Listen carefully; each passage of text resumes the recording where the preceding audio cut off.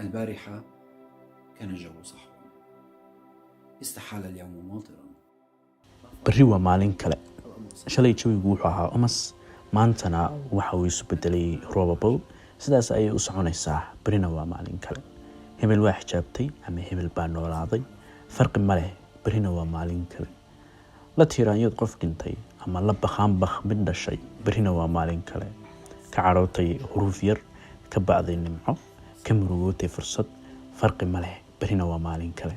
Jeclaatay ama xiriirka u goysay jacaylkaaga. Farqi ma leh. Berrina waa maalin kale. Qofkii doonaa ha doono, kii diidaana ha diido berri waa maalin kale. Noloshu joojin mayso farxadaheenna, guulaheenna, qoomooyinkeenna iyo bakladeenna oo dan iyo heello toona kama leh arrinkeenna.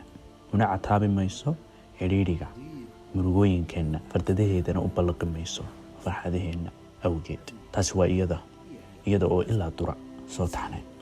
Way ordaysaa oo dib u soo jaleeci mayso ka ay waayuhu ku fadhiisteen. Sidaas ayuuna ku dhammaysanaya isagoo isleh mar baad uga cari doontaa. Sidaa awgeed waxaa waajib ah in aynu xasuusanno had iyo jeer mugdigaa qaawan ee u qaawan si aan la ilaabi karin, oo ah si kasta oo ay ahaato, wax kasta oo dhaca iyo si ay xaajo ahaataba, in shay kastaba dhammaanayo oo arrin kastaaba hebyoon doonto. Berrina waa maalin kale. Sidoo kale waxaa sandulle inagu ah in aynu niyadda ku hayno in aynaan ahayn waaweynkii iyo kuwii dunidan dareewalinayay. Saa qof kownkan ballaaran ee baaxadda weyne u joojinayo ayaan jirinba.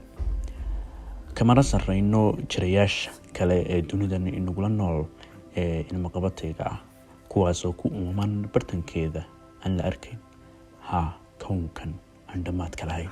Dhammaanteen waxayna la gudboon in aynu waagan sabaynayo weligii kaalintiisa u gudano si sheekooyinkeenna yar ee u dhexeeya labada jiraal la'aan hore uga socdaan. Laga yaabaa in ay taasi kaarka ka jabiso isku buuqsanayaasha aan ka midka ahay. حكايتنا القصيرة بين عدمين عل ذلك يخفف من كرب المكتئبين وأنا واحدا منهم.